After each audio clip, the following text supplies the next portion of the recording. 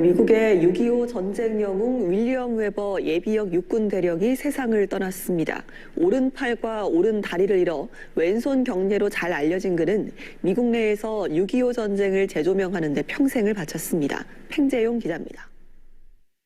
영상의 주인공은 한국전 참전 용사인 윌리엄 웨버 예비역 대령.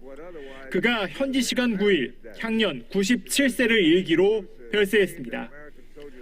1945년 육군 보병 소위로 임관한 그는 6.25 전쟁이 발발하자 공수부대 작전 장교로 인천 상륙작전과 서울 수복작전 등에 참전했습니다. 1951년 원주 전투에서 오른팔과 오른다리를 잃는 큰 부상을 당했고 왼손 경례를 할 수밖에 없게 된 그는 바로 예편하지 않고 1년간의 수술 재활 과정을 거쳐 현역으로 복귀했습니다. 1980년 전역 후에는 한국전 참전용사 기념재단 회장을 맡아 미국 내에서 6.25 전쟁을 재조명하는 데 평생을 바쳤습니다.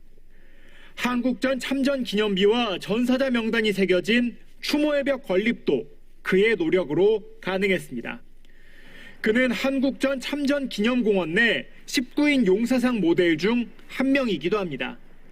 고인이 지난해 현충일 기념식에서 전한 영상 편지도 화제였습니다. The Korean people, of all the people that we have helped by going to war for their benefit, are the ones who have been most appreciative.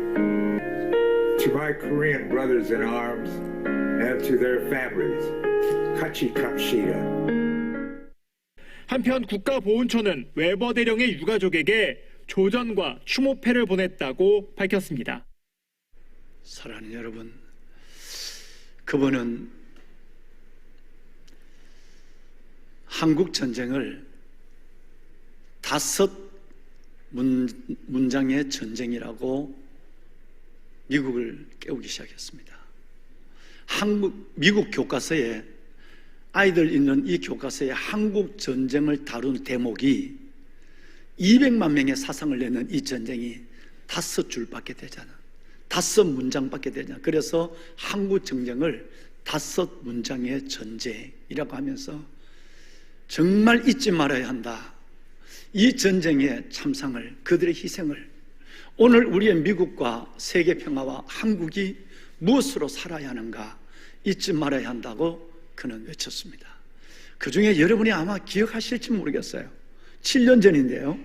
7년 전인데 윌리엄 웨버 이분에 의해서 이 땅에 와서 피 흘려 죽은 36,572명의 미군들의 이름을 2015년 정전기념일 7월 27일이 정전기념일인데 그 전에 25일부터 7월 25일부터 3일 동안 밤낮으로 3일 밤낮으로 한국을 위해 싸우다가 죽은 300명이 3,000명이 아니라 36,572명의 이름을 부르는 놀라운 일을 메모리얼 파크에서 했어요.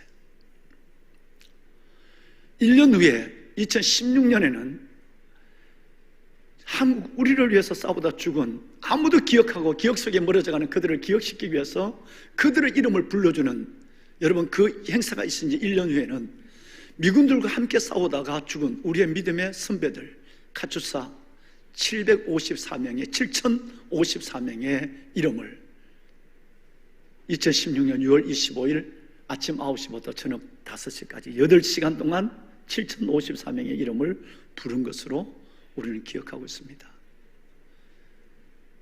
우리가 부른 것이 아닙니다.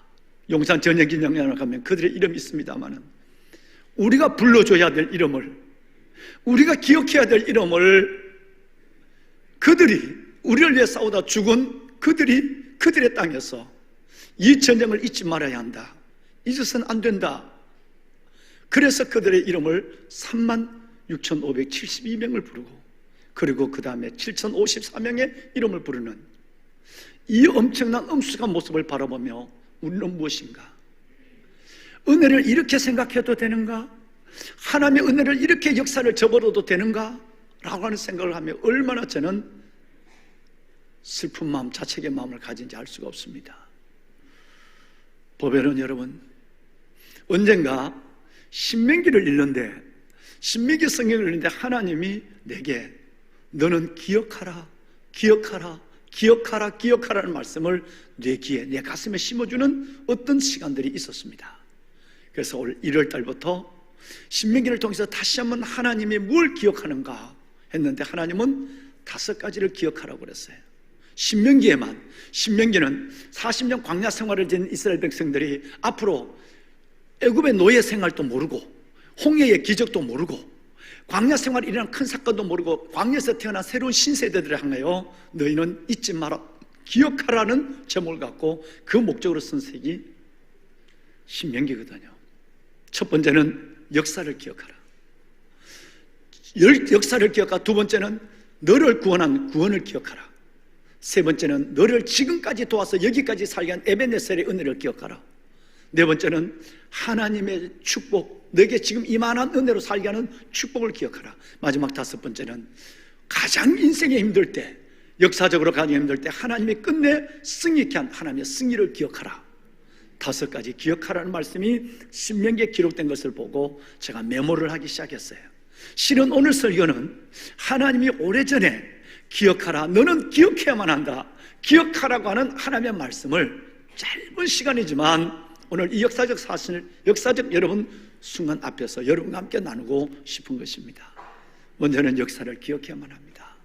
오늘 읽으신 마지막 절 말씀에 여러분 놀라운 말씀을 읽었습니다. 옛날을 기억하라.